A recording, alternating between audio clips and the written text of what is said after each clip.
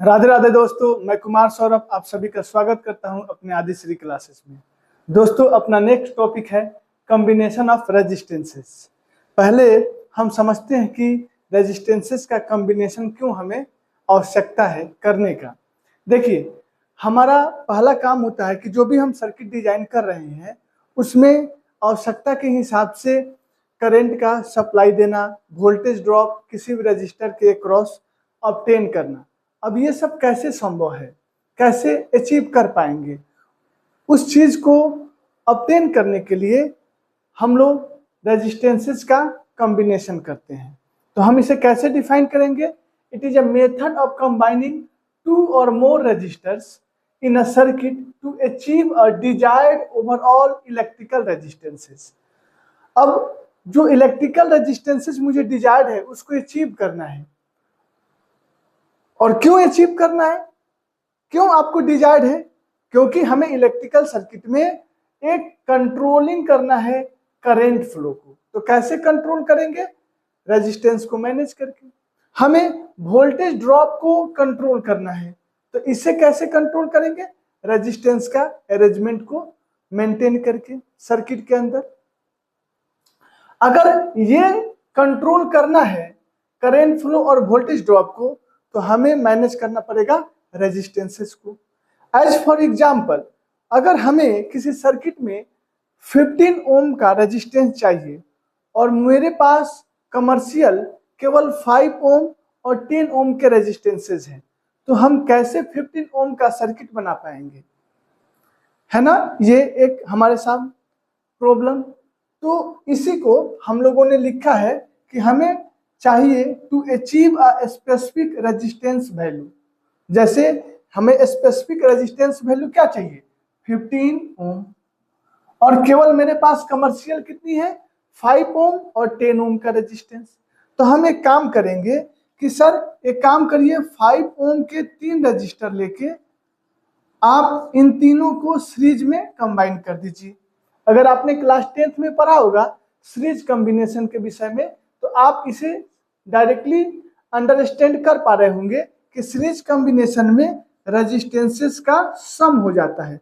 और जो नहीं पढ़े हैं, हम थोड़ा टाइम बाद इस पूरे टॉपिक को डिटेल से पढ़ेंगे ही। तो जैसे हमने 3 रजिस्टर को कंबाइन किया 5 ओम का, तो हमारे पास 15 ओम ऑब्टेन हो जाएगा जो सर्किट में मुझे चाहिए।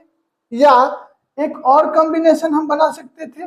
क्या करते कि सर एक रजिस्टर 5 ओम का ले लीजिए और दूसरा रजिस्टर 10 ओम का ले लीजिए। एक 5 ओम और फिर दूसरा 10 ओम। तो हमें फिर डिजायर्ड रेजिस्टेंस जो 15 ओम चाहिए था सर्किट में, उसका काम हम कर ले जाएंगे।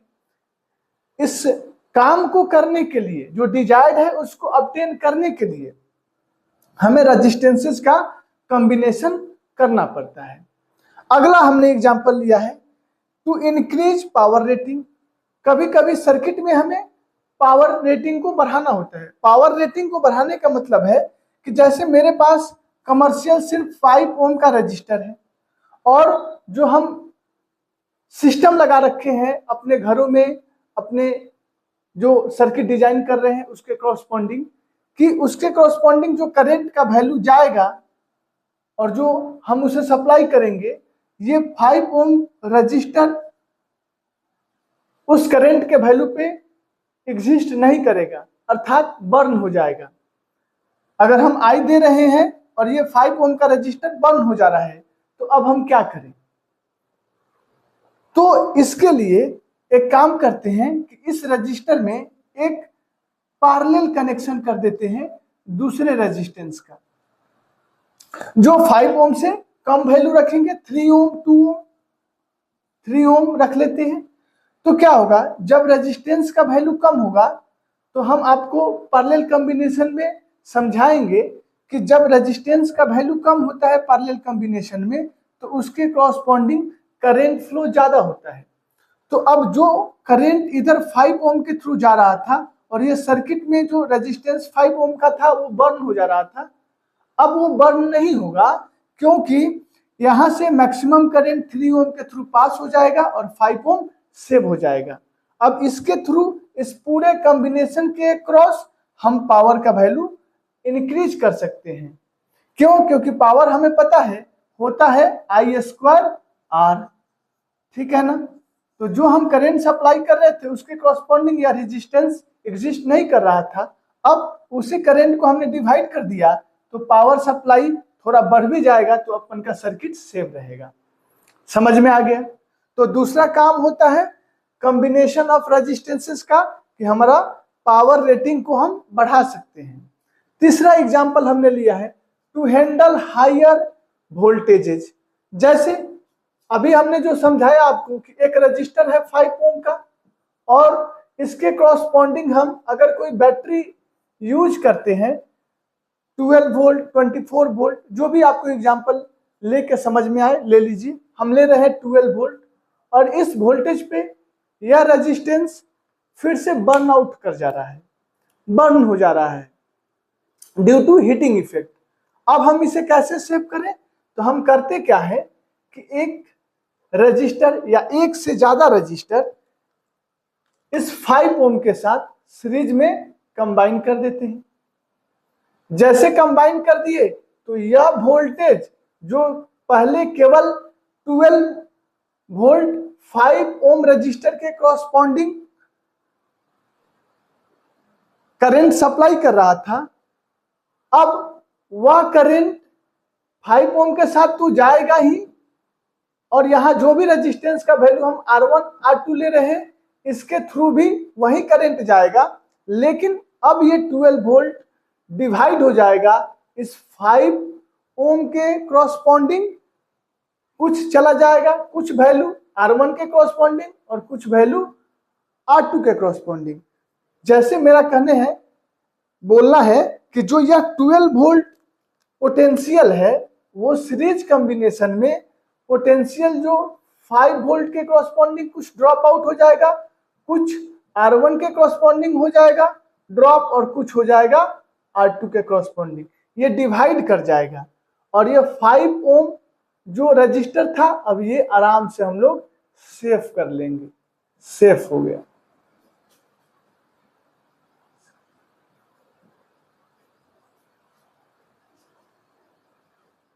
कॉम्बिनेशन ऑफ रेजिस्टेंसेस क्लियर होने के बाद दूसरा टर्मिनोलॉजी है जो आपको एकदम क्रिस्टल क्लियर होना चाहिए,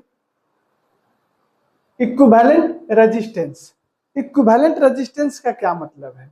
देखिए, हमारे सामने कोई एक इलेक्ट्रिकल सर्किट दिया होता है और उसमें बहुत सारे रेजिस्टेंसेस लगे होते हैं, तो हम चाहते हैं कि उस सर्किट में सारे रेजिस्टेंसेस को हटा के एक ऐसा रेजिस्टेंसेस लाएं जो सब मिलके जो सर्किट के कॉरस्पॉन्डिंग करंट और वोल्टेज ड्रॉप मिल रहा था उस सर्किट के कॉरस्पॉन्डिंग, वो सेम एक रजिस्टर के कॉरस्पॉन्डिंग भी मिले।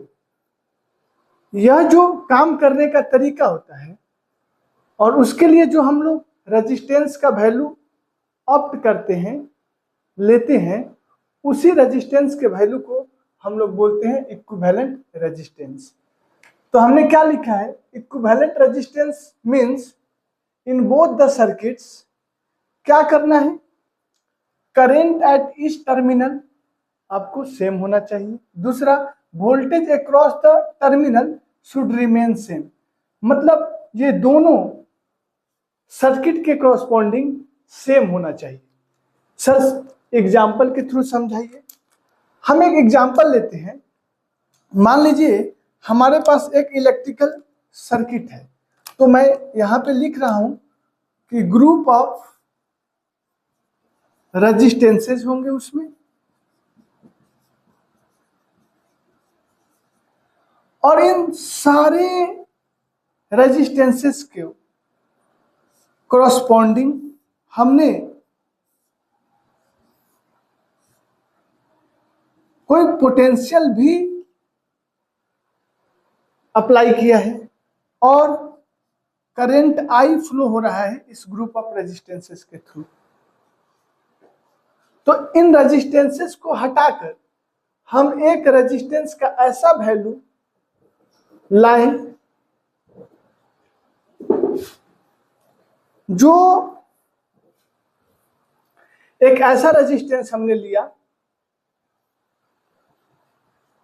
जिसके कॉरस्पॉन्डिंग सेम पोटेंशियल अप्लाई किया जाए भी, तो करंट भी वही इस सर्किट में जो आई फ्लो कर रहा था वही फ्लो करे इसमें भी। तो इस रेजिस्टेंस का जो वैल्यू होगा इसको हम लोग बोलेंगे R equivalent, equivalent resistance. Clear हुआ? और इस इक्विवेलेंट रेजिस्टेंस का वैल्यू निकालने के लिए अगर हम कंसेप्ट वाइज बात करें ओम्स लॉ से, तो हम यहाँ पे लिख सकते हैं V is equal to I R equivalent, और आर इक्विवेलेंट मुझे चाहिए तो हम V अपॉन आई लिखेंगे, V अपॉन आई। और V क्या है? Potential difference across the group of resistances, या हम बोल सकते हैं अक्रॉस द कॉम्बिनेशन। तो लिखेंगे potential difference across the combination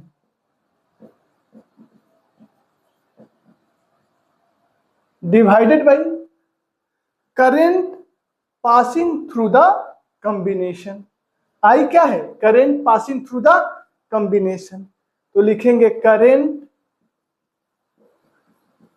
passing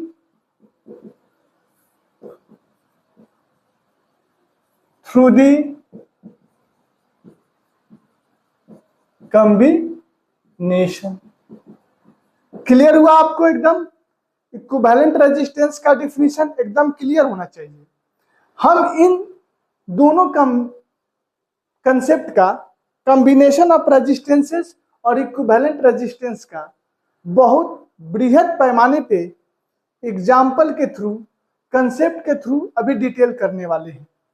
तो अगर आपको डिफिनीशन क्लियर है तो हम आगे बढ़ेंगे, और आगे बढ़ने के वक्त बहुत सारे न्यूमेरिकल ले लेके हम इन सारे कंसेप्ट को फिर से आपके सामने रखेंगे।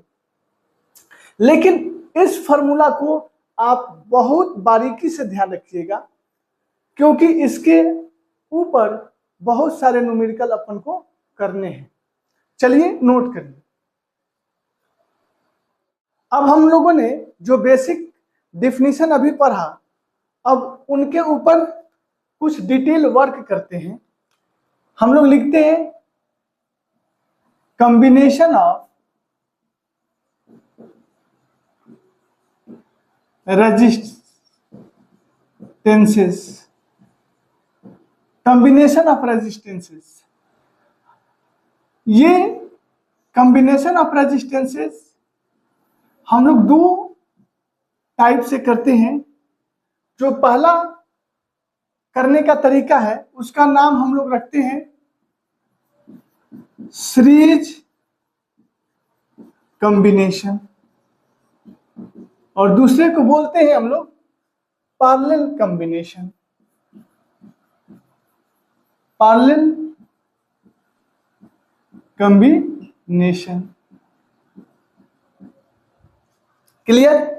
सीरीज कॉम्बिनेशन में हम लोग करते क्या है, हमारे पास रेजिस्टेंसेस बहुत सारी है ऑलरेडी, उन रेजिस्टेंसेस को इंड टू इंड कनेक्ट करना, ये जो काम होता है इसी को हम लोग बोलते हैं सीरीज कॉम्बिनेशन कर रहे हैं रेजिस्टेंसेस का।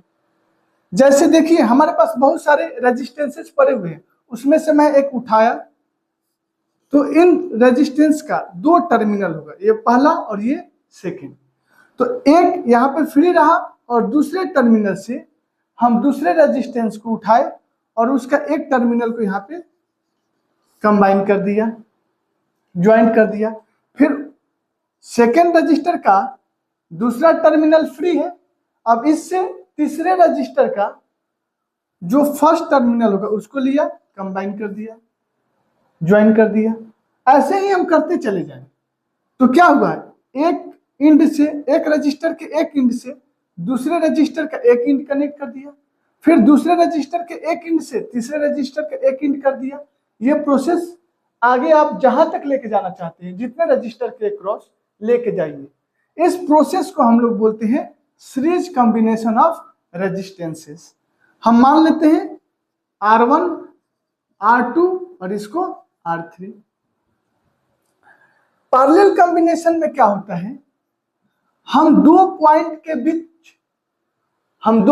के बीच बहुत सारे रेजिस्टेंसेस, जितना आपको मन करे आप कनेक्ट करते चले जाओ, उन सारे रेजिस्टेंस को हम लोग बोलेंगे कि वो पैरेलल कॉम्बिनेशन के थ्रू कनेक्टेड है। For example, connected between two points, दो पॉइंट के बीच आप कनेक्ट कर दीजिए। जैसे मैंने दो पॉइंट ले लिया, एक पॉइंट अपना A है और दूसरा पॉइंट यहाँ पे B है। हम इसके एक रजिस्टर उठाए और इन दोनों पॉइंट के बीच में रख दिया।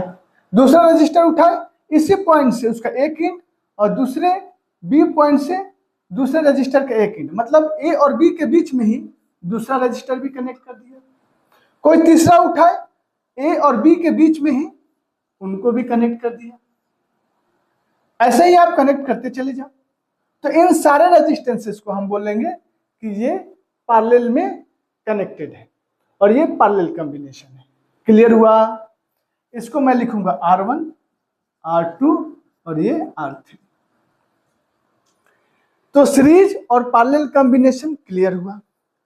अब पहला जो सीरीज कॉम्बिनेशन है हम उसे डिटेल कर रहे हैं, और फिर जब सीरीज कॉम्बिनेशन डिटेल कर लेंगे तो फिर हम बात करेंगे पैरेलल कॉम्बिनेशन का।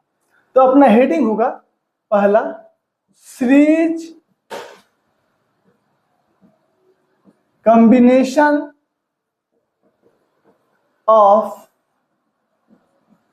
रेजिस्टेंसेस। क्या करें हम लोग? सर एक रजिस्टर R1, दूसरा रजिस्टर R2, तीसरा रजिस्टर R3, हम तीन ही लेते हैं एग्जाम्पल के तौर पे। इसका वैल्यू R1 R2 और R3। हम इसके कॉरस्पॉन्डिंग एक बैटरी अप्लाई करते हैं जिसका पोटेंशियल भी है, और जब बैटरी अप्लाई करोगे क्लोज अपना सर्किट बन गया, तो इसके थ्रू करंट मान लेते हैं I फ्लो कर रहा है। तो अभी इस सर्किट को हम देखें तो क्या आपको एक चीज दिख रही होगी, वह क्या है? करंट I R1 से भी पास करेगा, R2 से भी पास करेगा और R3 से भी पास करेगा। मतलब सीरीज कॉम्बिनेशन में जितने भी रेजिस्टेंसेज है उनके थ्रू करंट का वैल्यू सेम रहता है। तो यहाँ पे हम बोल सकते हैं I क्या है, यहाँ पे सेम है थ्रू ऑल रेजिस्टेंसेस। एक बात जो कि आपको ध्यान रखना है। अगला, जो पोटेंशियल भी है वह R1 R2 और R3 में डिवाइड हो गया है, क्योंकि इन दोनों टर्मिनल के क्रॉस बैटरी हमने अप्लाई किया है और इन्हीं दोनों टर्मिनल के क्रॉस ये तीनों रजिस्टर लगा हुआ है। तो जो पोटेंशियल इन दोनों टर्मिनल के क्रॉस होगा वही सेम पोटेंशियल इन तीनों रेजिस्टेंस का जो इंड है, ये टर्मिनल और ये टर्मिनल, उसके क्रॉस भी उतना ही पोटेंशियल मिलने वाला है। तो मैं ये बात बोल सकता हूं कि यहाँ जो पोटेंशियल भी है ये डिस्ट्रीब्यूट कर गया है 1 में तो V1 में, R2 में डिस्ट्रीब्यूट किया है तो V2 के कॉरस्पॉन्डिंग जो होगा, और R3 के कॉरस्पॉन्डिंग जो होगा पोटेंशियल वो V3 है। ठीक है।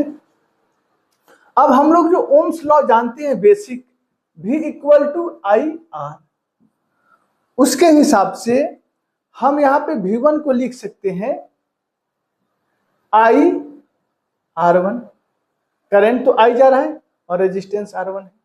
वैसे ही V2 को लिख सकते हैं IR2 और V3 को लिख सकते हैं IR3। इतना तक में किसी को कोई दिक्कत नहीं। अब हम लोग आते हैं इक्विवेलेंट रेजिस्टेंस के कंसेप्ट पे। हमने क्या बताया था कि हम इक्विवेलेंट रेजिस्टेंस में क्या करते हैं, इन तीनों रेजिस्टेंस को हटा के हम एक ऐसा रेजिस्टेंस लाते हैं, वो क्या है, आर इक्विवेलेंट, जिसके कॉरस्पॉन्डिंग सेम अगर बैटरी अप्लाई किया जाए भी, तो सर्किट में सेम जो यहाँ पे आई करंट पास कर रहा है इन तीनों रेजिस्टेंस से, वही करंट आई इस आर इक्विवेलेंट से भी पास करनी चाहिए। हो गया। अगर इस कंसेप्ट का यूज करें, ये क्या है, आर इक्विवेलेंट के थ्रू बना हुआ सर्किट है इन तीनों रेजिस्टेंस को हटाने के बाद। तो अगर यहां से हम V को लिखें तो क्या ओम्स लॉ से ये बात बोल सकते हैं कि यहां पे V इक्वल टू क्या हो जाएगा अपना, तो V हो जाएगा sir current I into R equivalent. एकदम क्लियर। तो हम यहां पे इस V के प्लेस पे I इंटू आर इक्विवेलेंट लिखते हैं और ये अपना हो गया इक्वालिटी साइन। अब देखिए राइट साइड में आई तीनों टर्म में कॉमन है और इधर भी आई है, तो हम कॉमन लिए और आई को दोनों साइड से कैंसिल आउट कर दिए। क्या बचा, R equivalent is equal to R1 plus R2 plus R3। ये क्या हो गया कि अगर आप चाहते हैं इन तीनों के जगह पे एक रजिस्टर यूज करना जिसे हम लोग आर इक्विवेलेंट बोल रहे हैं, तो उस रजिस्टर का वैल्यू होगा इन तीनों रेजिस्टेंसेस के सम के equal, R1 plus R2 plus R3। Clear है? आप इसे नोट करिए, फिर हम लोग आगे बात करते हैं। हम लोगों ने क्या देखा कि तीन रेजिस्टेंस अगर सीरीज में है तो उनके लिए आर इक्विवेलेंट का वैल्यू क्या आया, R1 plus R2 plus R3। अगर हमारे पास n रेजिस्टेंसेज होते तो हम इसे लिख सकते हैं जनरलाइज करने के लिए, फॉर n रेजिस्टेंसेज। अगर हमारे पास n रेजिस्टेंसेज होते तो हम आर इक्विवेलेंट कैसे लिखते, आर इक्विवेलेंट इक्वल टू सारे इंडिविजुअल रेजिस्टेंसेस का सम, R1 plus R2 plus R3 plus dash dash dash dash, जितने भी होंगे सबका सम निकाल दो, Rn।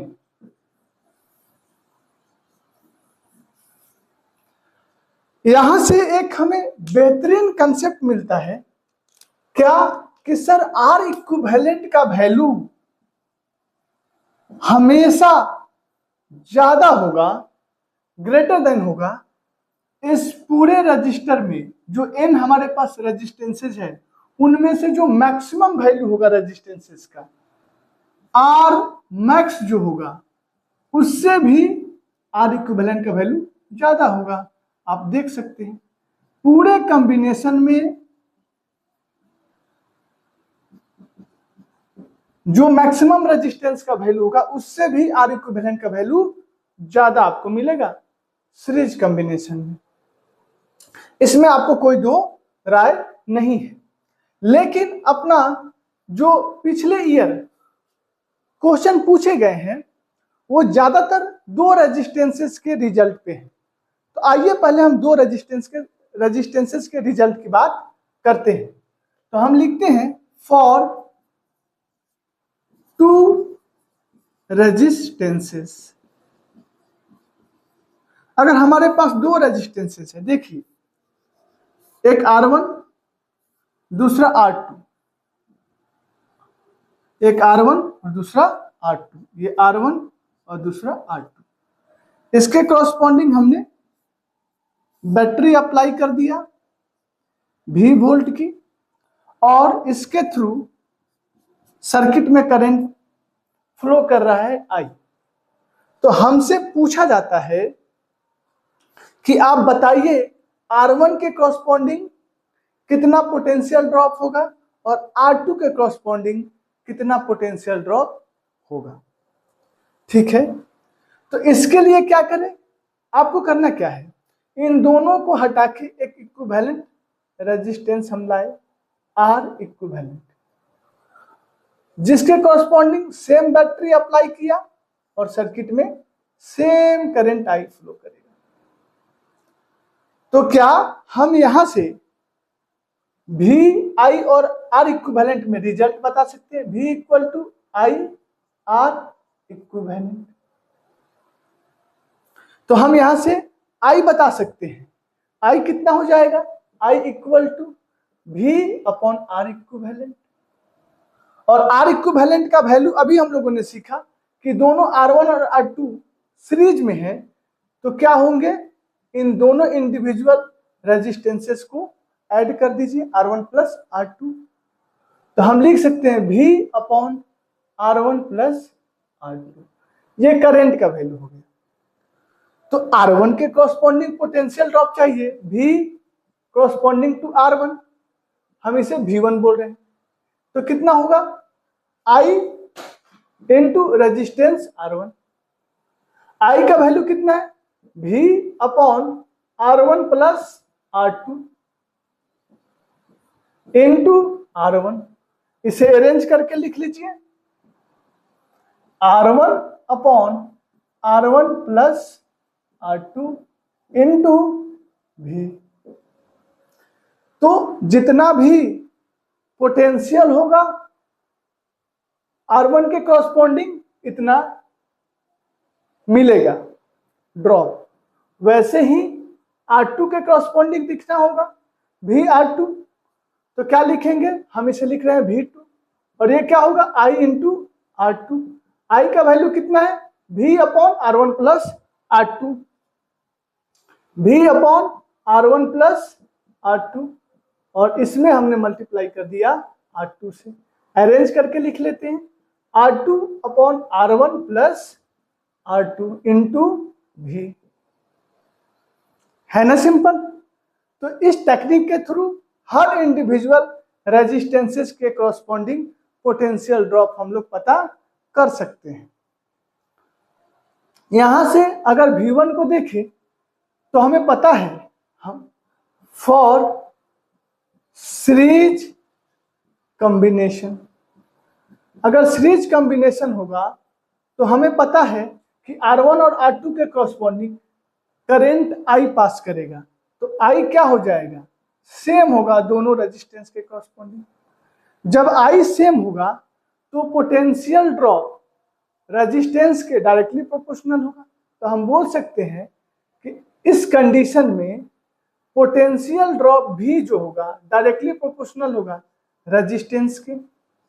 इसका मतलब कि अगर हमसे कोई पूछे 2 के अलावा 3, 4, 5 कितना भी रेजिस्टेंसेस लगा हो कि इन सारे रेजिस्टेंसेस के कॉरस्पॉन्डिंग पोटेंशियल ड्रॉप बताइए, तो हम क्या करेंगे, इस रिजल्ट का यूज करेंगे, बोलेंगे कि V1 इस टू V2 इस टू V3, 3 ही लेते हैं, जितना भी होगा उतना आप कंसीडर कर लेना। इनके अक्रॉस जो ये पोटेंशियल ड्रॉप का रेशियो है उसको हम डायरेक्टली लिख सकते हैं, इनके कॉरस्पॉन्डिंग जो रेजिस्टेंस है उनके रेशियो के इक्वल।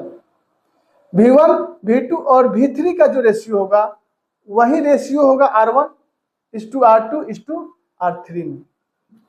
और इसी रूल को हम लोग बोलते हैं वोल्टेज डिवाइडर रूल, या ऐसे बोले पोटेंशियल डिवाइडर रूल।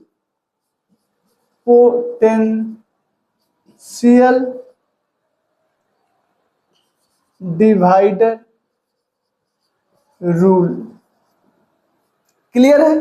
अब पोटेंशियल डिवाइडर रूल के थ्रू हमें तो ये पता चल गया कि जो पोटेंशियल का रेशियो होगा उसे हम लोग पता कर सकते हैं रेजिस्टेंस के रेशियो से, लेकिन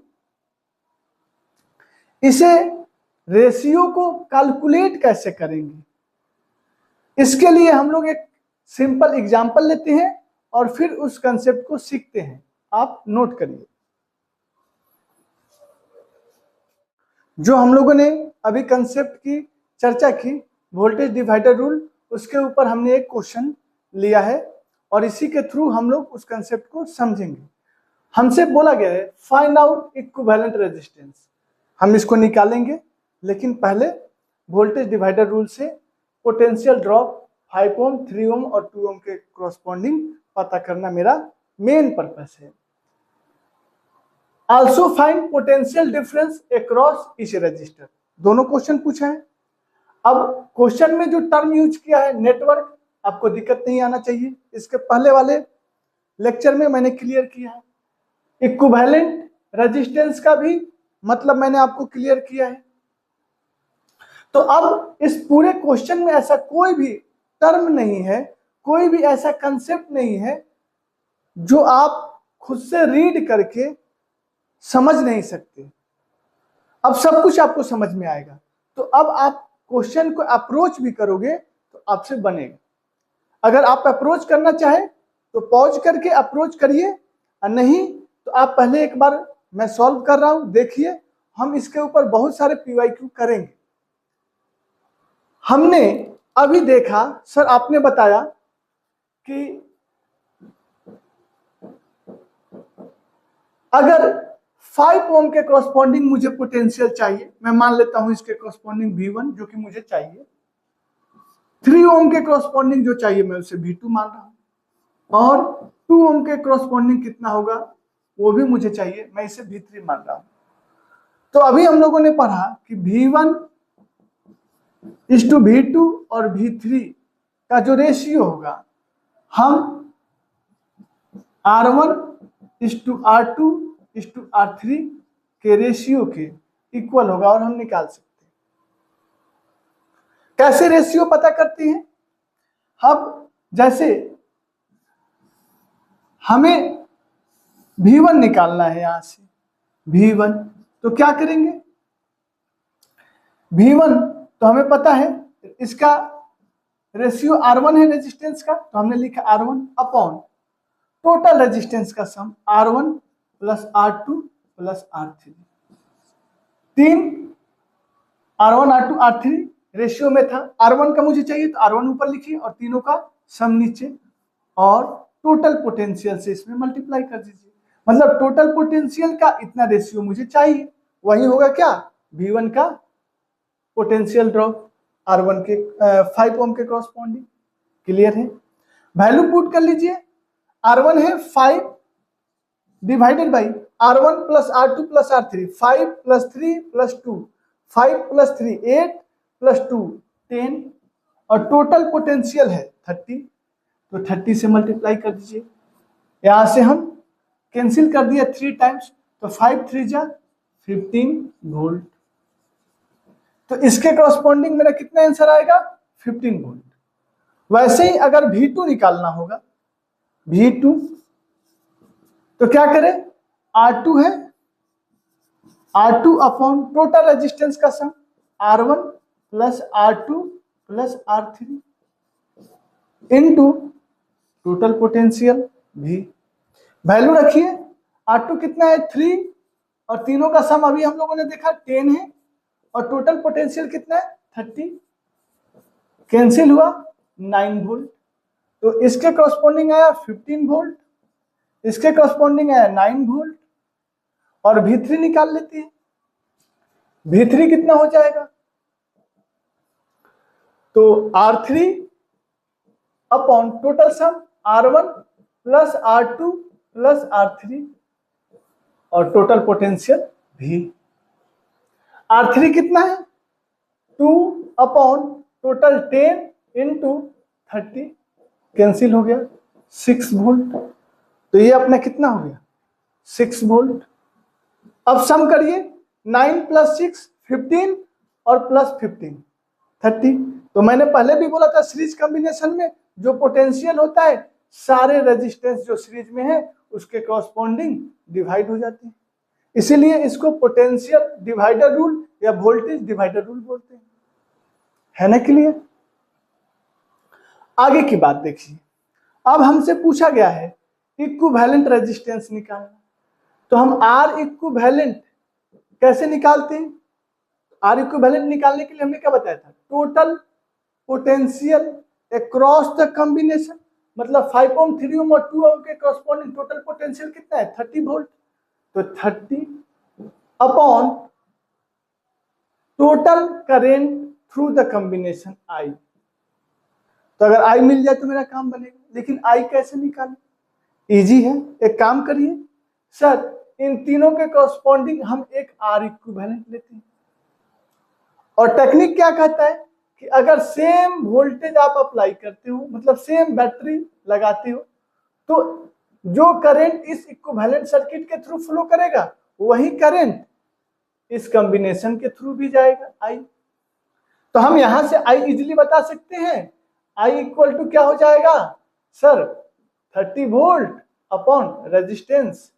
आर इक्विवेलेंट कितना हो जाएगा? R1 plus R2 plus R3, मतलब R1 5 प्लस 3 प्लस 2, ये हो गया 10 ओम। आप डिवाइड कर दो, 10 गया, कितना आ गया? 3 एम्पियर। मतलब इस सर्किट में कितना करंट पास कर रहा है? 3 एम्पियर। तो यहां से भी पास कितना करेगा? 3 एम्पियर, है ना। तो आर इक्विवेलेंट का वैल्यू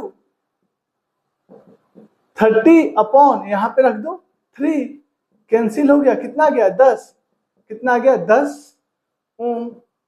तो जो हम लोगों ने फॉर्मूला देखा था कि आर इक्विवेलेंट निकालने का तरीका क्या है? तीनों का सम कर दो, या हमने आपको डायरेक्ट ट्रिक बताया था कि कभी भी किसी सर्किट के क्रॉस निकालना होगा तो हम क्या करेंगे? टोटल पोटेंशियल अपॉन करंट, जो भी उस कॉम्बिनेशन के क्रॉस फ्लो करेगा। तो यहां से आपको दोनों कंसेप्ट के थ्रू हमने आर इक्विवेलेंट निकालने का जो टेक्निक है उसको वेरीफाई कर दिया। अब अगर इस रेशियो के अलावा भी कोई मेथड है भैया इजी। अगर आपने इस अरेंजमेंट को करके करंट पता कर सकते हैं तो इस रेशियो की तरफ जाना ही नहीं है। क्यों? हम ओम्स लॉ जानते हैं कि सर अगर हमें किसी सर्किट में रेजिस्टेंस पता है और उससे पास करने वाला करंट पता है तो पोटेंशियल इजिली बता सकते हैं। कैसे? V equal to I into R. तो इससे करंट कितना पास करे? 3, और रेजिस्टेंस कितना है? 5। तो 3 इंटू 5 कितना हो जाएगा? 15 वोल्ट। आ गया कि नहीं? वही यहाँ पे कोई पूछे तो सर I इंटू आर, तो ये जो V2 हो जाएगा, I है 3 और R है 3, तो 3 इंटू 3 9 वोल्ट। और यहाँ पे कोई पूछे V3 तो क्या बोलेंगे?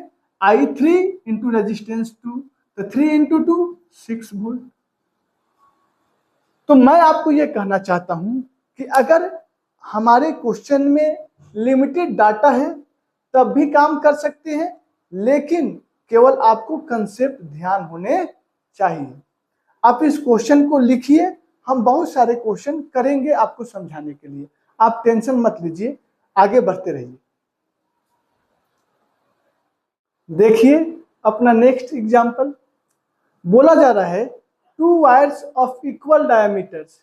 इक्वल डायमीटर्स कहने का मतलब कि दोनों वायर का क्रॉस सेक्शनल एरिया सेम हो जाएगा, of resistivity ρ1 and ρ2 and length L1 and L2। And को मैं शॉर्ट में ऐसे लिखता हूं, respectively are joined in series. कैसे कनेक्ट किए हम लोग? सीरीज। ये इंपॉर्टेंट है कि हमारे पास 2 वायर्स हैं, इन दोनों वायर को हम लोग सीरीज में कनेक्ट किए। यहाँ ये एक वायर हो गया, इसका लेंथ हम L1 ले लेते हैं, और ये एक दूसरा वायर है जिसका लेंथ हम L2 ले लेते हैं। और ये दोनों वायर के क्रॉस सेक्शनल एरिया सेम होंगे क्योंकि डायमीटर हमें सेम बोला है, इक्वल बोला है। जब इन दोनों को हम सीरीज में कंबाइन करते हैं, जबकि हमें इसका रेजिस्टिविटी ρ1 और इसका रेजिस्टिविटी ρ2 दिया हुआ है, तो हमें पूछा जा रहा है कि इक्विवेलेंट रेजिस्टिविटी बताइए। इक्विवेलेंट का मतलब हमें पता है इन दोनों रजिस्टिविटी को हटा के एक रजिस्टिविटी लाना, ताकि जो काम ये पूरा दोनों मिल के कर रहे हैं वह अकेला सेम करे वर्क। तो कैसे कर सकते हैं? एक काम करिए, इन दोनों को हटाइए और एक वायर बना दीजिए, और इस वायर का लेंथ कितना रखें, और हमारा रो इक्विवेलेंट, ये तो क्वेश्चन ही है। तो इन सब का एक उपाय है। हम कैसे सोचिए? पहले सोचिए कि अगर एक यह वायर है और दूसरा यह वायर है, तो इन दोनों के लिए आर इक्विवेलेंट क्या होता है जब सीरीज में कनेक्टेड होते हैं? तो दोनों का रेजिस्टेंस का सम R1 प्लस R2, और R1 या R2 किसी का भी वैल्यू लिखना हो तो रेजिस्टेंस का वैल्यू रेजिस्टिविटी के टर्म में क्या होता है? Rho into L by A. Already हम लोग पढ़ चुके हैं। तो अगर फर्स्ट वायर के लिए लिखिएगा R1 का वैल्यू, तो क्या लिखिएगा? रो1 और इसका length L1 upon cross sectional area A है, मान लेता हूं। दूसरे के लिए क्या लिखिएगा? रो2 L2 upon cross sectional area कितना हो जाएगा? वही, क्योंकि डायमीटर सेम है। अब जो इक्विवेलेंट लिखना है इसमें थोड़ी सी दिमाग लगाना है। रो इक्विवेलेंट हमें चाहिए, L क्या होगा भैया? L1 प्लस L2, क्योंकि ये दोनों को सीरीज में जोड़ा गया है, तो लेंथ तो कितना हो जाएगा? दोनों का सम, मतलब L1 प्लस L2 होगा इक्विवेलेंट का length, L1 plus L2। Clear है ना? अपॉन क्रॉस सेक्शनल एरिया, जो यहां पे है वही यहां पे रहेगा A, तो कितना हो जाएगा? A, क्योंकि हम लोग सीरीज में कनेक्ट किए हैं। सीरीज में कनेक्ट करने से क्रॉस सेक्शनल एरिया वेरी नहीं करेगा, क्या चेंज होगा? तो उसका लेंथ चेंज होगा, दोनों ऐड हो जाएंगे L1 plus L2 equivalent wire के लिए। अब इस A को कैंसिल कर दीजिए, तो हमें यहां से मिल जाएगा rho equivalent into L1 plus L2 is equal to रो1 L1 प्लस रो2 L2, और यहां से रो इक्विवेलेंट हम लिख सकते हैं क्या?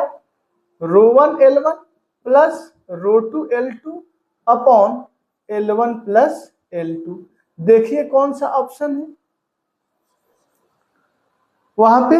ऑप्शन नंबर A आपको मैच कर रहा है, रो1 L1 प्लस रो2 L2 upon L1 plus L2, तो हम बोलेंगे ऑप्शन A अपना राइट। कंसेप्ट पे काम करना जरूरी है, नोट करिए। नेक्स्ट हम लोग अपना टॉपिक पढ़ते हैं, पैरेलल कॉम्बिनेशन ऑफ रेजिस्टेंसेस। हम लोगों ने इसमें क्या देखा था कि पैरेलल कॉम्बिनेशन ऑफ रेजिस्टेंसेस में दो कॉमन पॉइंट के बीच में टोटल रेजिस्टेंसेस को हम लोग कंबाइन करेंगे। जैसे एक हमने पॉइंट सिलेक्ट कर लिया A और दूसरा पॉइंट सिलेक्ट कर लिया B, और इन्हीं के बीच में सारे रजिस्टर को ऐड करते जाएंगे। एक दूसरा रजिस्टर लाए, इन्हीं दोनों एंड के बीच में कनेक्ट कर दिया, फिर तीसरा। एग्जाम्पल के लिए हम 3 ही लेते हैं। आप A और B के बीच में काम बन गया। हम लोग पढ़ चुके हैं कि जो वायर यूज करते हैं वह आइडियल कंडक्टर होता है, और जब आइडियल कंडक्टर होता है तो आइडियल कंडक्टर के लिए रेजिस्टेंस का वैल्यू क्या होगा? 0। तो पोटेंशियल ड्रॉप की बात की जाएगी I इंटू आर। तो जब R ही 0 है तो कोई भी पोटेंशियल ड्रॉप नहीं मिलेगा। कहने का मतलब कि जो ये पोटेंशियल डिफरेंस होता है ओम्स लॉ में, मैंने जब पढ़ाया था तब भी क्लियर किया था, तो अभी भी मैं बोल रहा हूं, आपको क्लियर होना चाहिए।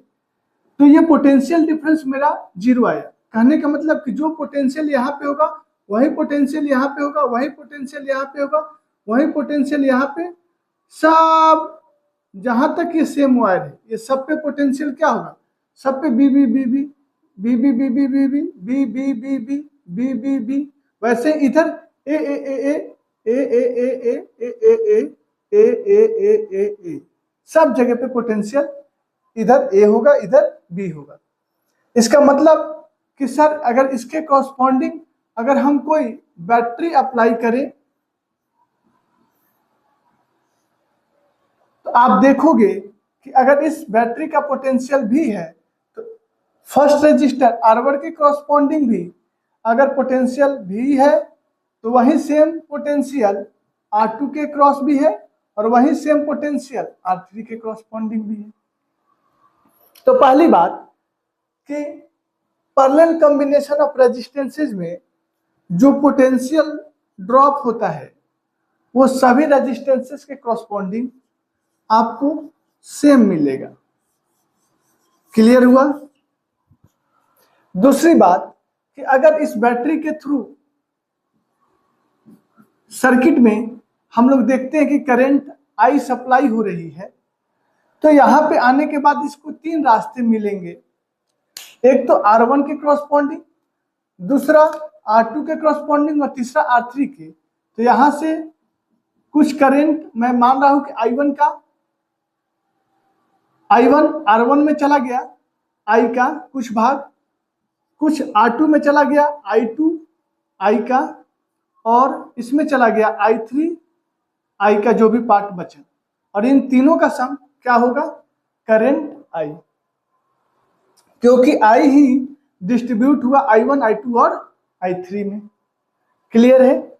इसका मतलब कि पैरेलल कॉम्बिनेशन में करंट हर रेजिस्टेंस के कॉरस्पॉन्डिंग डिवाइड हो जा रहा है।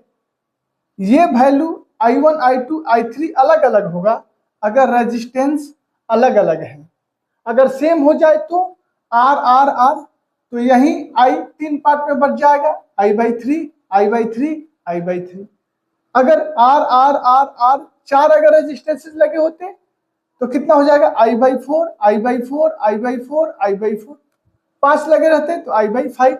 लेकिन ये तब होगा जब रेजिस्टेंस का वैल्यू सेम होगा। अगर रेजिस्टेंस का वैल्यू डिफरेंट होगा R1 R2 R3 R4 तो करंट का भी वैल्यू डिफरेंट होगा। दूसरी कंसेप्ट क्लियर होनी चाहिए। अब यहां से मैं बोलूं कि सर जो I है, जो आपका I है, इसको हम लोग लिख सकते हैं कि ये I1 plus I2 plus I3 के सम के इक्वल है। तो मैं बोलूंगा यस, ये बात राइट है। अब हमारा पर्पस क्या होता है? इक्विवेलेंट का मतलब क्या होता है? यही तो है। हम पढ़ क्या रहे हैं कि पूरे इस रजिस्टर को हटाया जाए और हटाकर एक ऐसा रेजिस्टेंस लाए, एक ऐसा रेजिस्टेंस लाए जो इन तीनों के प्लेस पे रखने पे सर्किट में जो हम लोग पोटेंशियल भी अप्लाई किए थे तो करंट I फ्लो कर रहा था, वही करंट I इसके कॉरस्पॉन्डिंग भी सर्किट में फ्लो करे। तो ऐसे सर्किट को हम लोग क्या बोलेंगे? Equivalent circuit. और जो रेजिस्टेंस है इसको क्या बोलेंगे? Equivalent resistance. अब इस R इक्विवेलेंट का वैल्यू कैसे पता किया जाए, ये अपना वर्क रहा। तो ये बहुत इजी है। कैसे इजी है?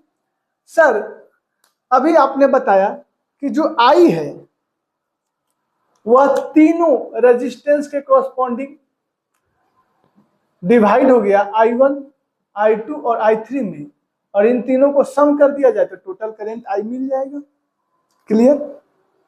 अब ओम्स लॉ से देखिए, मैं पूछूं कि इस I1 का वैल्यू बताइए तो आप इजीली बता सकते हैं ना कि I1 निकालना है तो क्या करिए? V/R1। ओम्स लॉ यही बोलता है ना, V = IR। तो R1 के कॉरस्पॉन्डिंग हमें करंट चाहिए I1, तो हमने क्या लिखा यहाँ I1, तो क्या हो जाएगा? V/R1। V क्यों? क्योंकि V R1 के कॉरस्पॉन्डिंग भी V रहेगा, R2 के कॉरस्पॉन्डिंग भी V रहेगा, R3 के कॉरस्पॉन्डिंग भी V रहेगा, क्योंकि V क्या है? सभी रेजिस्टेंस के कॉरस्पॉन्डिंग सेम है। क्लियर हुआ? तो हम यहां से I1 को लिख सकते हैं V/R1 प्लस I2 को लिख सकते हैं V/R2 प्लस V/R3। भी सभी जगह सेम है। और ये जो इक्विवेलेंट सर्किट है, इसके हेल्प से हम यहाँ पे I बता सकते हैं कि I क्या हो जाएगा, तो जो पोटेंशियल V है अपॉन जो रेजिस्टेंस R इक्विवेलेंट।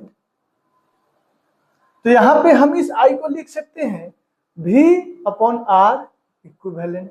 अब देखिए इधर तीनों टर्म में V कॉमन लिया जाए और इस V से कैंसिल कर दिया जाए, तो अपना हो गया 1/R equivalent equal to 1/R1 plus 1/R2 plus 1/R3, है ना। तो R इक्विवेलेंट जब भी हमको पैरेलल कॉम्बिनेशन में निकालना होगा रेजिस्टेंसेस का, तो क्या करेंगे, लिखेंगे 1/R इक्विवेलेंट इक्वल होगा 1/R1 plus 1/R2 plus 1/R3। Clear है। अब मैं बात कर रहा हूं फॉर n रेजिस्टेंसेस।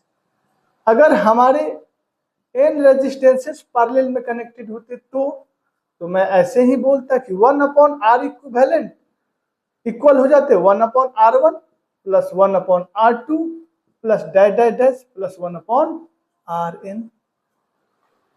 क्लियर। अगर ये n रेजिस्टेंसेस इक्वल होते, n रेजिस्टेंसेस मतलब R सेम, मतलब R1 R2 dash dash Rn, इन सब का वैल्यू R हो जाए, तो R इक्विवेलेंट कैसे निकालेंगे, 1/R equivalent equal to 1/R plus 1/R plus dash dash dash 1/R। तो सबका एलसीएम हो गया R, ऊपर 1 plus 1 plus 1 dash dash n term तक आएगा, और इन सारे n टर्म का सम 1 प्लस 1 प्लस 1 कितना मिलेगा, n/R। इसको इन्वर्स कर दीजिए, R इक्विवेलेंट ऊपर गया तो इधर से R ऊपर चला जाएगा, n नीचे आ जाएगा। तो R इक्विवेलेंट का वैल्यू कितना हो जाएगा, जब n रेजिस्टेंसेस सेम होंगे तो R/n। क्लियर। और करंट अगर पूछा जाए, बताइए करंट कितना होगा, तो हम बोलेंगे I1 I2 I3 dash dash dash dash IN। अगर सबके सब इक्वल है तो जो करंट I है इसमें चला जाएगा I/N, इसमें चला जाएगा I/N, इसमें चला जाएगा I/N। मतलब I ही सभी n में डिवाइड करने हैं, तो क्या करेंगे, I को n से डिवाइड कर दो, I को n से डिवाइड कर दो। क्लियर हो गया। तो ये रिजल्ट आपके दिमाग में होने चाहिए, आप नोट करिए, फिर हम आगे बात करते हैं। अब हम बात करते हैं, अगर दो रेजिस्टेंसेस पैरेलल में कनेक्टेड हो तो उससे रिलेटेड कंसेप्ट सेम हम डिफाइन जो किए वैसे ही इसको भी करेंगे, लेकिन हम इसलिए आपको बता रहे हैं ताकि इसका रिजल्ट हमारे एग्जाम में बहुत ज़्यादा पूछे गए हैं और हमें एग्जैक्ट अगर याद रहेंगे, मेमोराइज रहेगा, तो टाइम बहुत कम लगेगा क्वेश्चन को सॉल्व करने में। हमारा दो टर्मिनल है A और B, इसके बीच में हमने दो रेजिस्टेंसेज R1 और R2 को ले लिया, तो ये दोनों किस में है, पैरेलल कॉम्बिनेशन में। अब इन दोनों को हटाकर हमें क्या बनाना है, एक इक्विवेलेंट रेजिस्टेंस R इक्विवेलेंट। इसका प्रॉपर्टी क्या होना चाहिए, अगर इस सर्किट के क्रॉस पोटेंशियल भी अप्लाई है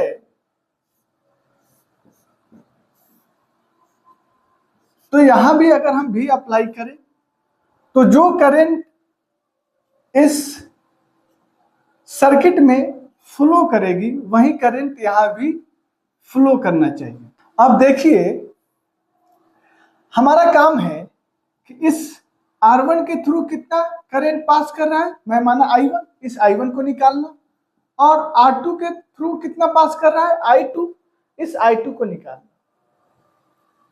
तो कैसे हम I1 और I2 को निकालें, बहुत ध्यान से देखिए। मैं इस इक्विवेलेंट सर्किट के थ्रू V का वैल्यू बता सकता हूं कि I इंटू R इक्विवेलेंट होगा।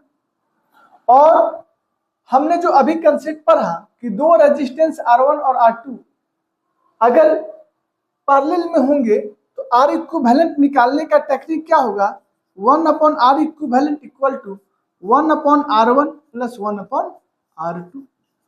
इन दोनों का एलसीएम ले लीजिए तो हमारा मिलेगा R1 R2, डिवाइड करेंगे R1 से तो R1 कैंसिल, क्या बचा R2, R2 का 1 से मल्टीप्लाई करेंगे R2।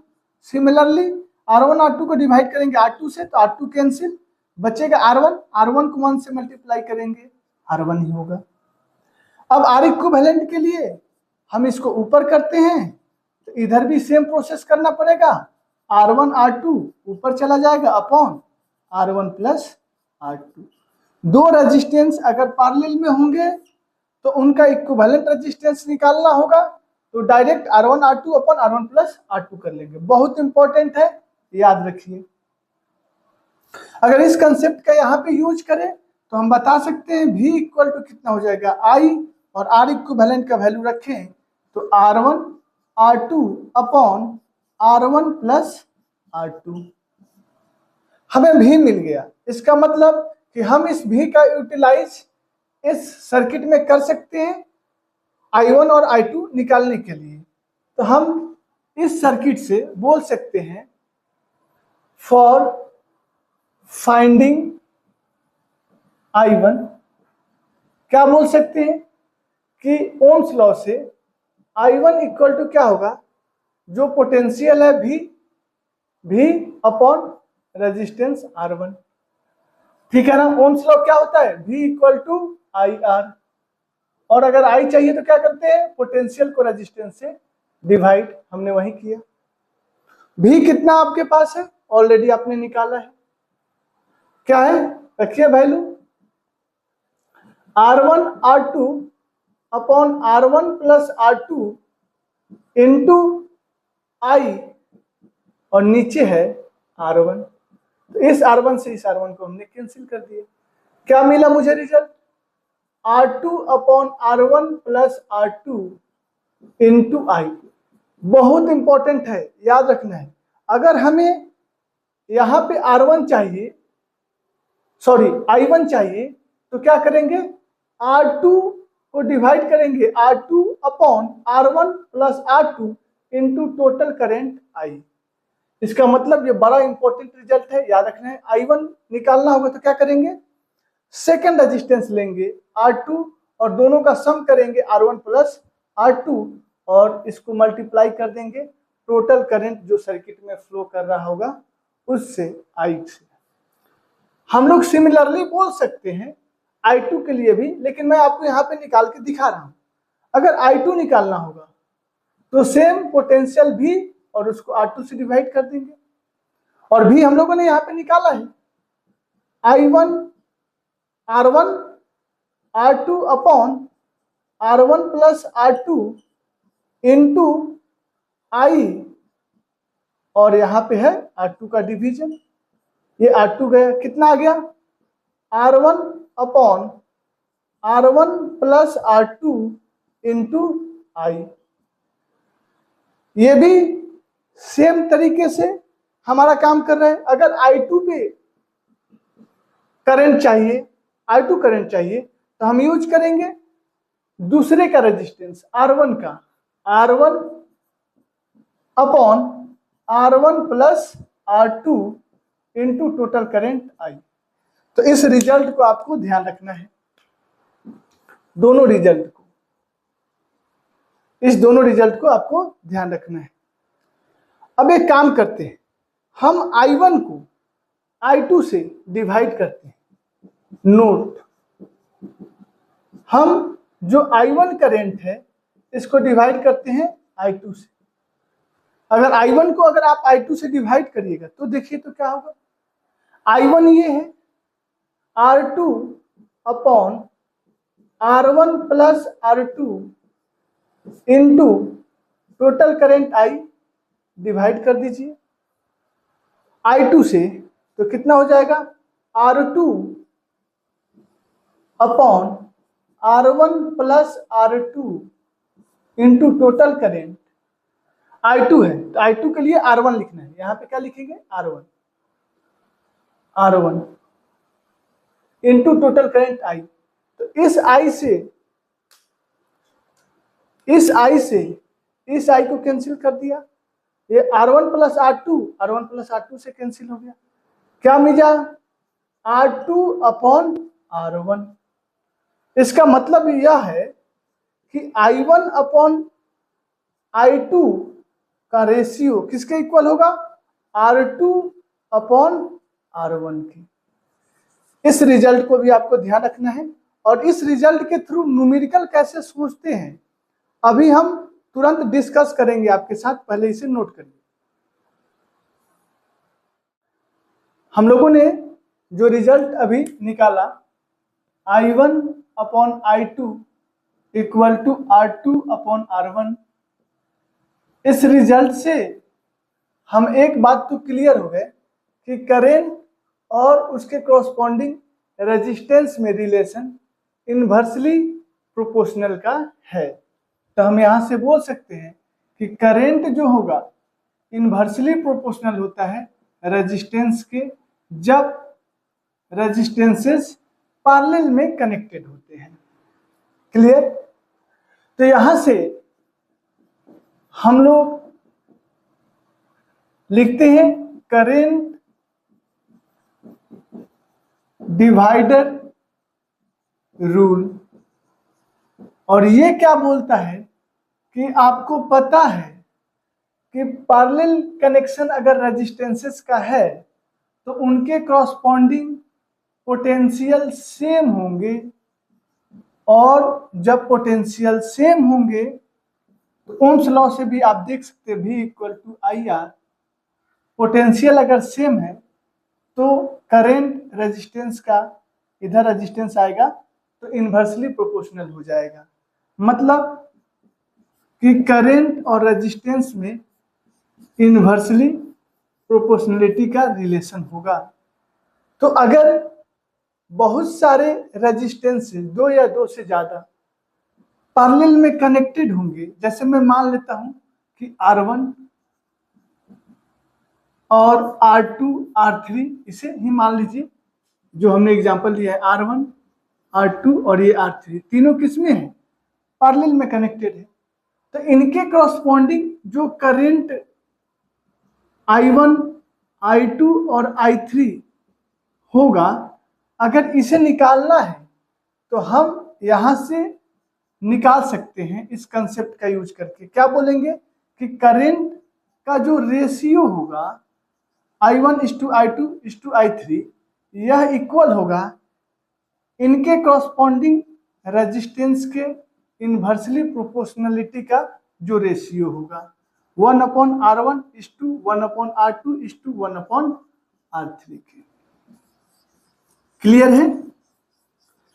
अब अगर इस कंसेप्ट का यूटिलाइज करना है, उसी के लिए हमने एक न्यूमेरिकल लिया है। क्या बोला जा रहा है कि फाइंड आउट इक्विवेलेंट रेजिस्टेंस। तो अब ये हमारे लिए केक वर्क हो गया है। इक्विवेलेंट रेजिस्टेंस का मतलब क्या, तीन रेजिस्टेंसेज हैं और इसका अगर R इक्विवेलेंट हमसे कोई पूछे तो मैं बोलूंगा 1/R1 plus 1/R2 plus 1/R3।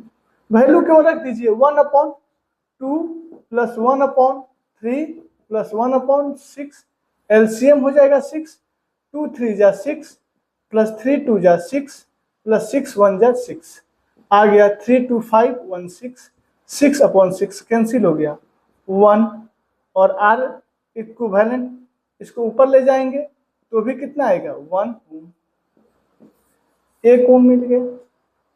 इसका मतलब कि इन तीनों को हटा के एक इक्विवेलेंट रेजिस्टेंस लेते तो इसका वैल्यू कितना होगा 1 ओम, और इसके कॉरस्पॉन्डिंग सेम पोटेंशियल कितना है 24 वोल्ट अप्लाई करेंगे तो जो करंट इस सर्किट में जाता होगा कितना जाएगा, आई, तो यहाँ भी वही करंट आई जाएगा।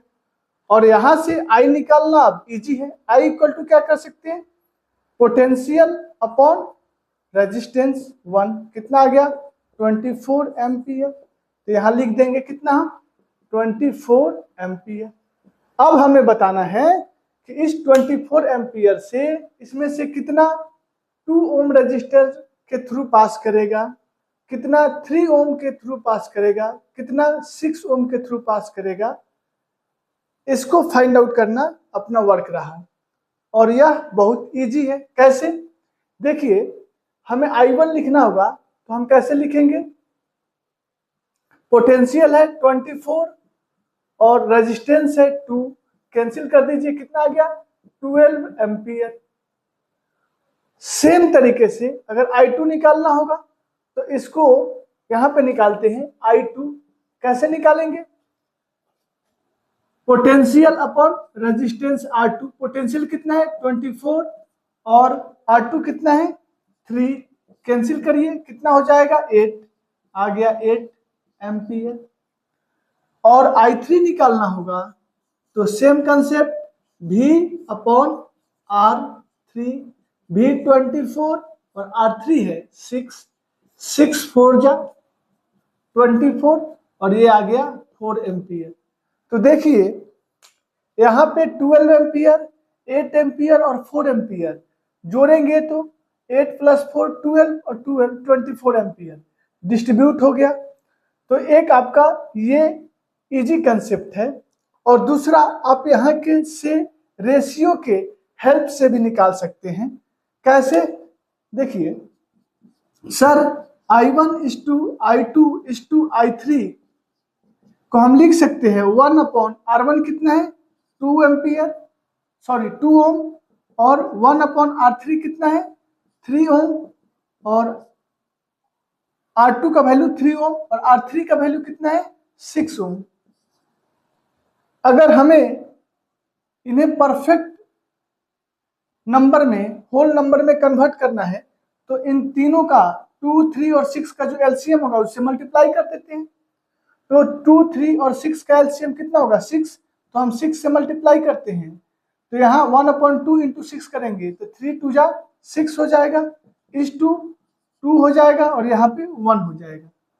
अब इस रेशियो से I1 इजिली निकल जाएगा। कैसे, I1 = क्या होता है, जो फर्स्ट रेशियो है 3/टोटल 3 + 2 + 1 इंटू कितना करंट पास कर रहा है 24 कर दिया, तो कितना आ गया 3/32516 इंटू 24, 6 4 जा 24, 3 × 4 12 एम्पियर। तो आप उस मेथड से कीजिए या इससे कीजिए। तो हम देखेंगे कि क्वेश्चन में हमें क्या इंफॉर्मेशन दिया हुआ है, किसको एडॉप्ट करेंगे तो जल्दी और फास्ट सॉल्व कर पाएंगे, उस मेथड का यूज करेंगे। अगर हमें निकालना होगा I2 तो निकालिए I2, क्या हो जाएगा I2 = 2/टोटल 3 + 2 + 1 इंटू 24, ये 6 हो जाएगा और 6 को कैंसिल करेंगे तो 6 4 जा 24, 4 2 जा 8 एम्पियर। फिर इसी तरीके से I3 निकालना होगा तो कितना है 1 है अपॉन टोटल रेशियो का सम 3 + 2 + 1 इंटू 24, तो ये 6 है, 6 4 जा 24, ये आ गया 4 एम्पियर। तो यहाँ भी देखिए 4 + 8 12 और +12 24, तो हमने 24 एम्पियर को 3 पार्ट 3:2:1 के रेशियो में जब हम डिवाइड करेंगे तो R1 को मिलेगा हमें 12 एम्पियर, R2 को मिलेगा 8 एम्पियर और R3 को मिलेगा 4 एम्पियर। है ना इजी। तो आपको जो इन दोनों मेथड में इजी लगे उसके थ्रू सॉल्व करिएगा according to the question. Note करिए।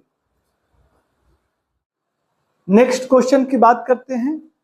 ये भी एग्जैक्ट उसी टाइप का है जिस टाइप का मैंने क्वेश्चन आपको सीरीज कॉम्बिनेशन के ऊपर कराया था, लेकिन इस क्वेश्चन में हम लोग पैरेलल कॉम्बिनेशन का कंसेप्ट यूज करेंगे।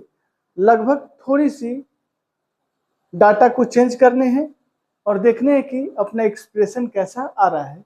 चलिए क्वेश्चन को पहले रीड करते हैं।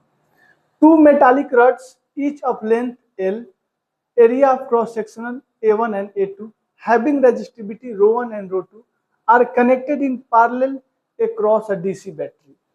मतलब हमारे पास दो रॉड है, एक रॉड का क्रॉस सेक्शनल एरिया में मान लिया A1 दिया भी है और इसका लेंथ कितना है L, रेजिस्टिविटी कितनी है ρ1। दूसरा रॉड है जिसको इसी के साथ पैरेलल में कनेक्ट किया जा रहा है। पैरेलल में कनेक्ट करने का मतलब क्या कि यहीं पे लीजिए और इसको कनेक्ट कर दीजिए, ये हो गया पैरेलल कॉम्बिनेशन।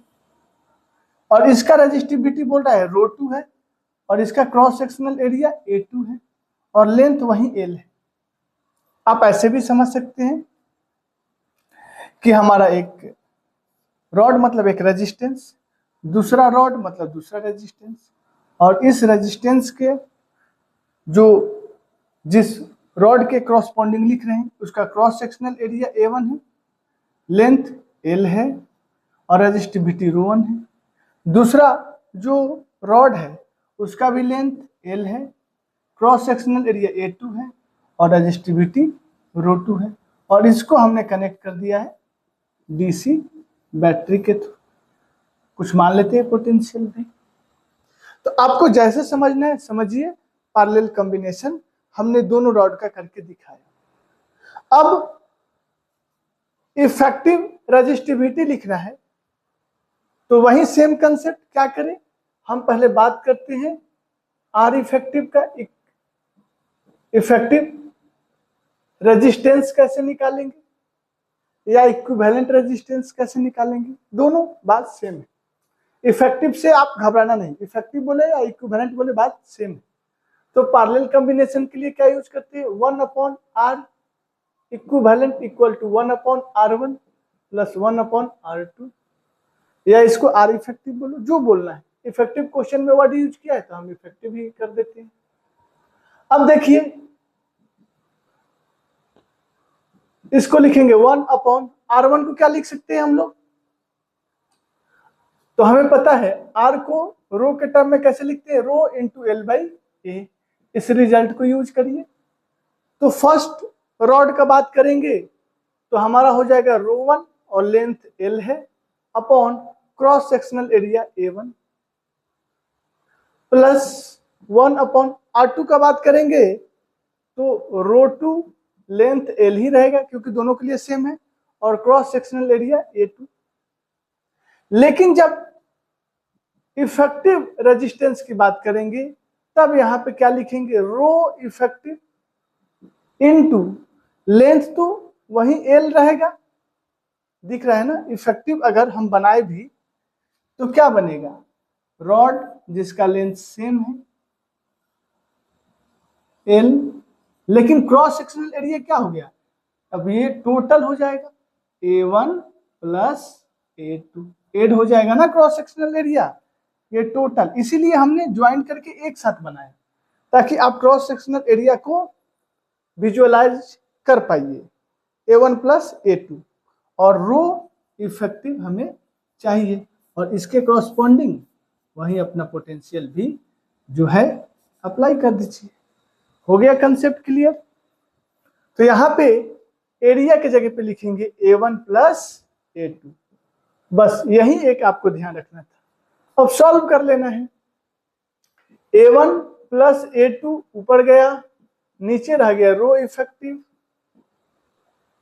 और देखिए L यहाँ भी है L यहाँ भी है, तो L को कॉमन लिया, राइट साइड और लेफ्ट साइड से कैंसिल कर दिया, तो इधर क्या बचा, ऊपर चला जाएगा A1, नीचे रह जाएगा ρ1 प्लस यहाँ चला गया A2 ऊपर और नीचे रह गया ρ2। यहाँ पे एलसीएम ले लेते हैं ρ1 और ρ2 का, ρ1 कैंसिल हो गया तो यहाँ आ जाएगा ρ2 A1 प्लस ρ2 गायब हो जाएगा तो क्या बचेगा ρ1, तो लिखेंगे ρ1 A1।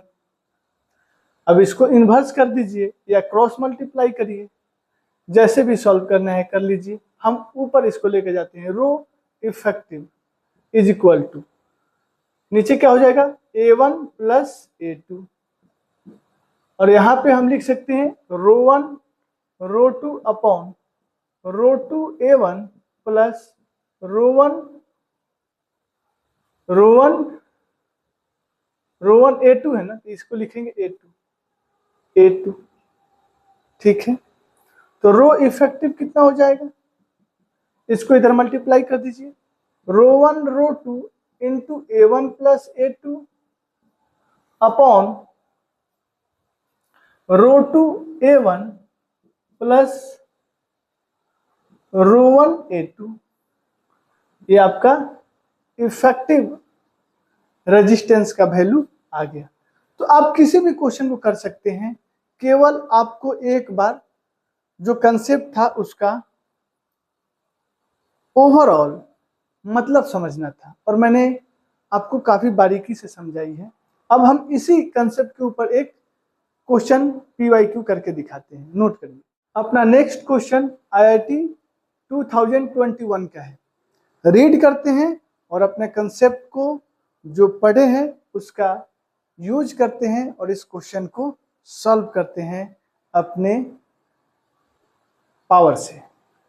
चलिए, 2 wires of same length and thicknesses, 2 wire है जिनका बोला जा रहा है कि लेंथ सेम है, मतलब हम L1 इक्वल टू L2 मान लेते हैं L, और सेम थिकनेसेस बोला है। थिकनेसेस यहाँ पे कंसर्न रखता है अपना क्रॉस सेक्शनल एरिया से, मतलब A1 और A2 दोनों इक्वल है, मैं मान लेता हूं A। Having specific resistances 6 ohm centimetre, मतलब जो ρ1 है इसका वैल्यू दे दिया 6 ओम सेंटीमीटर, एंड दूसरा जो ρ2 है इसका वैल्यू दे दिया 3 ओम सेंटीमीटर। ये अपना सॉल्यूशन चल रहा है। Respectively are connected in parallel, बस इसी का तो हमें इंतजार था। किसमें बोला रहा है, पैरेलल कनेक्शन है, मतलब हमारा एक वायर है, यहाँ पे दूसरा वायर है, और दोनों पैरेलल कनेक्टेड हो गए। इसका लेंथ L है तो इसका भी लेंथ L है, इसका यहाँ पे क्रॉस सेक्शनल एरिया A है तो इसका भी बोला जा रहा है A है। सेम थिकनेसेस, मतलब क्रॉस सेक्शनल एरिया सेम हो गए, और इसका रेजिस्टिविटी ρ1 है कितना 6 ओम सेंटीमीटर, और इसका ρ2 है कितना 3 ohm centimetre. The effective resistivity is ρ ohm centimetre. Effective resistivity का मतलब क्या, इसको हटाया और एक ऐसा वायर बनाया जिसका रेजिस्टिविटी ρ इफेक्टिव है, तो लेंथ तो सेम रहेगा। क्रॉस सेक्शनल एरिया कितना था A1 प्लस A2, तो A को हम लिख सकते हैं A1 प्लस A2, और दोनों क्या है सेम है, ये भी A, ये अपना A इफेक्टिव का निकाल रहे हैं, तो ये भी A और ये भी A, कितना हो जाएगा 2A। काम खत्म। अब putting the value getting the answer. हम जानते हैं फॉर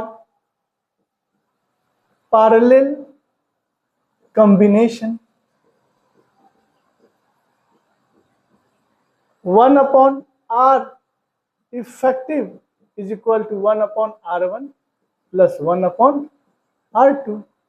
वैल्यू रखते हैं 1/R1 को क्या लिखेंगे रो, R को रेजिस्टिविटी के टर्म में कैसे डिफाइन करते हैं, R equal to rho L by A।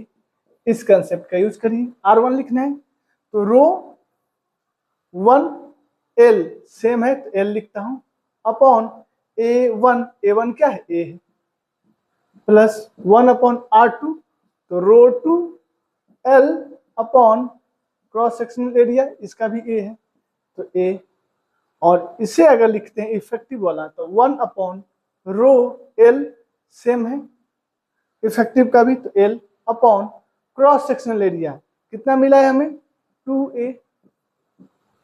अब देखिए इधर भी L इधर भी L इधर भी L, इधर कॉमन लिया कैंसिल कर दिया, यहाँ भी A यहाँ भी A और इधर भी a है, तो राइट साइड में a कॉमन लिया और लेफ्ट साइड से कैंसिल कर दिया, तो ये रो अपना इफेक्टिव है, इसे समझना है। तो ये 2 चला जाएगा ऊपर, नीचे हो गया rho effective is equal to 1 upon rho 1 plus 1 upon rho 2, और रो 1 रो 2 का वैल्यू हमें दिया है क्वेश्चन में, 1 अपॉन रो 1 कितना है 6 प्लस 1 अपॉन रो 2 कितना है 3, 6 और 3 का एलसीएम कितना हो जाएगा 6 ही, तो कितना बचेगा 1 प्लस 3 2 जा 6, ये हो जाएगा 2, कितना आया 3 अपॉन 6, 3 2 जा 6, 1 अपॉन 2। सॉल्व कर लेते हैं, क्रॉस मल्टीप्लाई कीजिए, rho effective into 1, rho effective हो जाएगा is equal to 2 into 2 4 ohm centimetre. ये अपना फाइनल आंसर है। बताइए कहीं भी आपको किसी भी स्टेप में प्रॉब्लम आया? नहीं आएगा, केवल आपको एक बार मेरे टोटल लेक्चर को थ्रू आउट सुनना है, पढ़ना है और उसका एक प्रॉपर नोट्स बनाना है। पूरा आईआईटी का पेपर हो या नीट का पेपर हो, आप 100% सॉल्व करोगे और आने वाले एग्जाम में आपका परफॉर्मेंस बहुत अच्छा होगा, इसकी गारंटी है। नोट करिए।